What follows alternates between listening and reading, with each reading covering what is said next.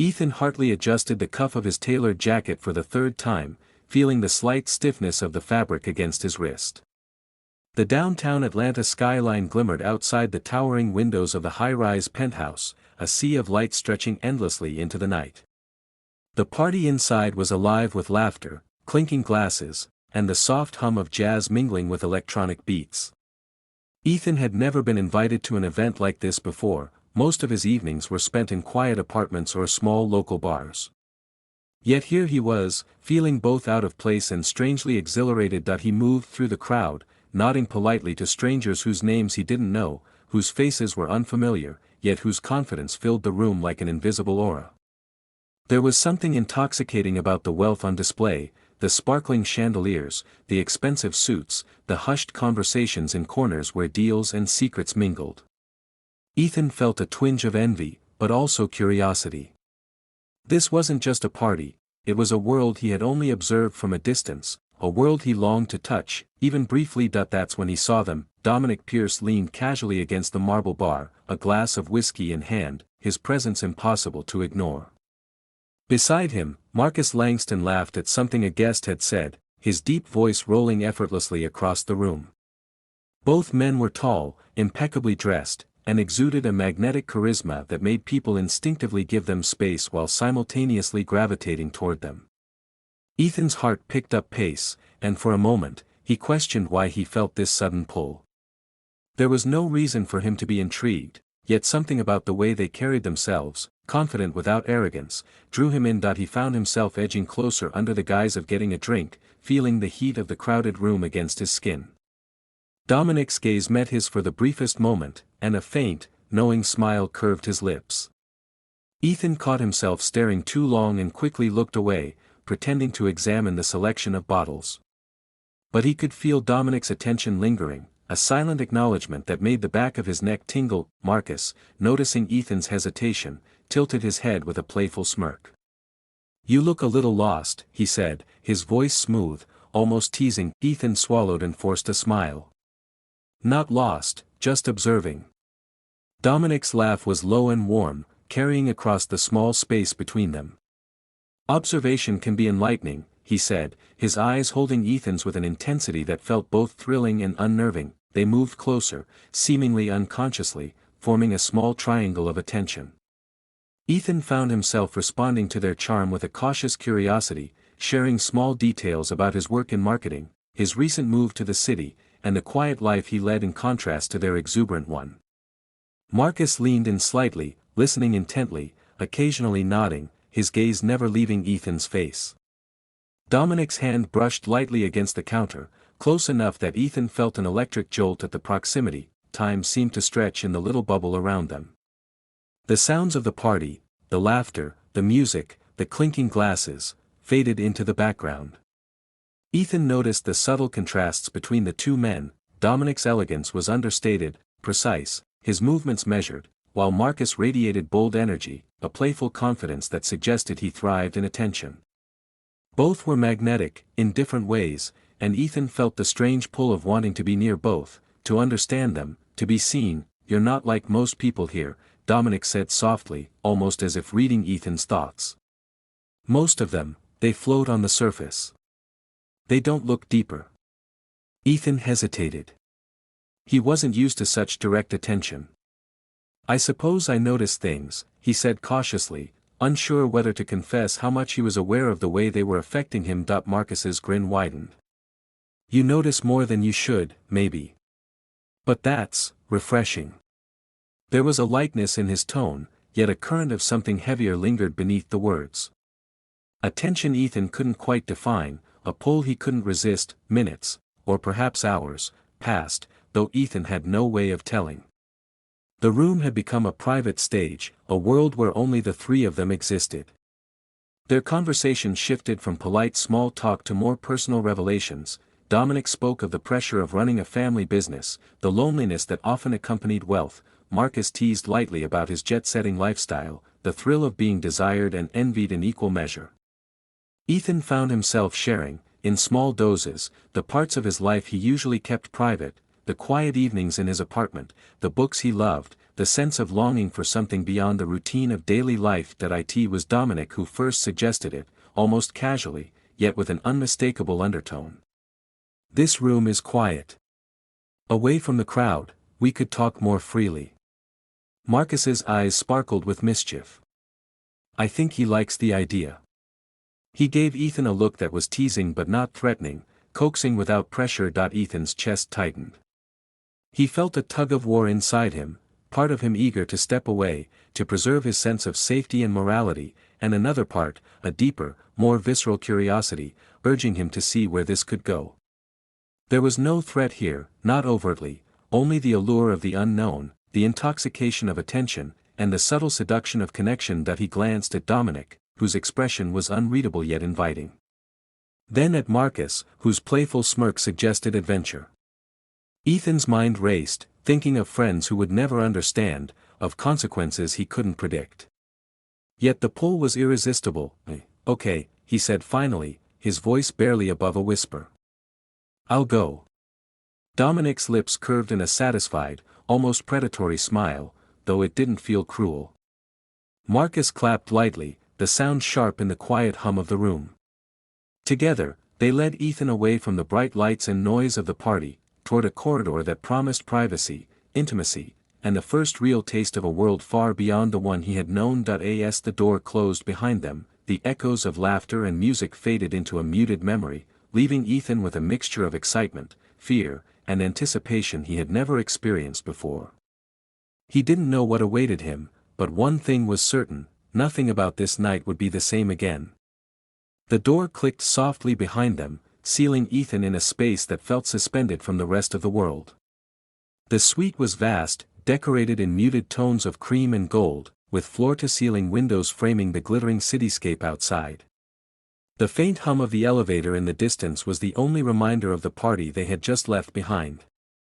Ethan felt a shiver of anticipation, and something else he couldn't quite name, crawl along the back of his neck. Dominic gestured toward a pair of plush armchairs near the window. "Make yourself comfortable," he said, his tone casual, yet there was a weight to it that Ethan couldn't ignore. Marcus remained leaning against the bar, swirling a glass of dark liquid in slow circles, his gaze never leaving Ethan. The energy in the room was charged, unspoken, and impossible to ignore. Ethan sank into the chair, fingers brushing against the soft fabric. The contrast between the warmth of the room and the cold rush of adrenaline running through him was dizzying. He wanted to appear calm, composed, but his pulse betrayed him. The two men across from him were easy to read, Dominic with his calculated intensity, Marcus with his effortless playfulness, but that did nothing to make Ethan feel less vulnerable. "I'm curious," Dominic said after a beat, "what brings someone like you into a room like this?" His eyes searched Ethan's face, patient and probing. "Not many people like you wander into our world without an invitation or a plan." Ethan hesitated. He wanted to give a clever answer, something that would mask the way his heart had skipped the moment he first saw them. Instead, he said, I don't know. Maybe curiosity." Marcus chuckled softly. "Curiosity can be dangerous, but sometimes it's rewarding," he said, leaning slightly forward, the glint in his eyes teasing yet serious. "I think we both enjoy seeing people step out of their comfort zones." The subtle tension in the air was palpable. Ethan felt it pressing against his chest, a mixture of fear, desire, and the thrill of being singled out. He was aware of how much he wanted their approval, their attention, and perhaps, in some quiet corner of his mind, something more. Dominic leaned back, steepling his fingers. "You don't need to impress us," he said. "We're interested in you, not a version of yourself you think we want to see." Ethan's throat tightened. He had spent so long performing, presenting versions of himself to the world, but here, surrounded by these two men, he felt stripped of pretense. The vulnerability was intoxicating. He wanted to shrink away, yet he also wanted to lean in, to see what would happen if he let the walls drop. Marcus set his glass down and approached slowly, stopping just short of the space between Ethan and the window. "You have this careful way about you," he said, voice low, almost conspiratorial. "Like you're guarding something important. I wonder what it would take for you to let it go, even for a moment." Ethan swallowed hard, aware of the warmth radiating from Marcus, the magnetic pull of Dominic's gaze.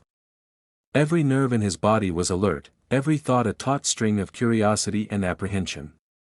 He wasn't naive, he understood the stakes. This wasn't just about flirtation, this was about temptation, about the dangerous thrill of intimacy he had never allowed himself to feel. For a moment, silence fell. The city lights stretched endlessly, distant and indifferent, while inside the room, time seemed to contract. Ethan's mind raced through memories of his quiet life, of routine, of small accomplishments, of evenings spent alone with a book or music, and contrasted them with the lavish, unpredictable world he now occupied. He realized how much he craved this, the intensity, the attention, the dangerous possibility of connection. Dominic's voice broke the tension. "Ethan, you don't have to decide anything tonight," he said softly. "We're not asking for commitment or confession. Just honesty. Just presence." The word settled over Ethan like a bomb, and yet stirred a deeper yearning. Presence. To be truly seen. To be recognized for something beyond the mundane, beyond the predictable patterns of his life. He felt the weight of both men's attention, Dominic's measured intensity, Marcus's playful confidence, pressing gently yet insistently. "You're different," Marcus said, taking a step closer. "Not in a bad way. Not like anyone else here. I like that." His tone was easy, casual, but it carried an undertone of expectation, a subtle pull that made Ethan's pulse race. Ethan tried to focus on breathing, tried to ground himself in reason, but every glance, every word from the two men pulled him deeper into the room's quiet gravity. He understood, in a way that was both thrilling and terrifying, that this was a moment of choice. Not a choice about morality in the usual sense, but a choice about surrender, about curiosity, about whether he would allow himself to be drawn into something uncertain and potentially irreversible. Minutes, or maybe hours, passed in the quiet cadence of conversation. They spoke of mundane things, yet every sentence carried a layered meaning. The subtle way Dominic brushed his hand along the arm of the chair, the soft teasing tone in Marcus's voice, the way they both waited, watching for reactions. Ethan felt as though he was navigating a delicate dance, each step measured, each movement fraught with the unspoken rules of desire and restraint, and then, almost imperceptibly, the atmosphere shifted. It was no longer just conversation, it was acknowledgement. Recognition. Ethan sensed that they saw him, not just superficially, but in that rare, unfiltered way that left him exposed yet exhilarated. The thought made his chest tighten, a mixture of anticipation and fear curling through him. Ethan's mind raced, questions tumbling through. How far should he let this go? What were the boundaries? Was this connection genuine, or just the thrill of the forbidden? But even as he pondered, part of him ached to lean in, to explore the closeness, the intensity of the attention, without knowing what it might mean or where it might lead. Dominic's voice softened, cutting through the tension without diminishing it. "Stay here a little longer," he said. "Just, feel this. Feel what it's like to be wanted, without expectation. Sometimes that's enough." Ethan nodded, words failing him, mind buzzing with the weight of temptation, curiosity, and a growing, undeniable attraction. He felt both grounded and unmoored, aware that every second stretched the possibilities before him, yet heightened the risk of crossing a line he might not be able to return from. Marcus smiled, a small, knowing curve of lips that spoke of patience and anticipation. "No pressure. Just presence," he echoed Dominic's words, and yet in that repetition, Ethan felt the gravity of the moment deepen, the room contracting around the three of them in a web of unspoken desire and tension. As he sank back into the chair, Ethan realized that the night had already changed him. He didn't know what would happen next. He didn't know what boundaries he would maintain, or which he might let slip. But he understood, with startling clarity, that nothing would ever feel ordinary again. The city outside remained indifferent, glittering and distant, while inside the room, Ethan felt himself teetering on the edge of a choice he hadn't anticipated, but couldn't resist, and for the first time in a long while, he welcomed the uncertainty.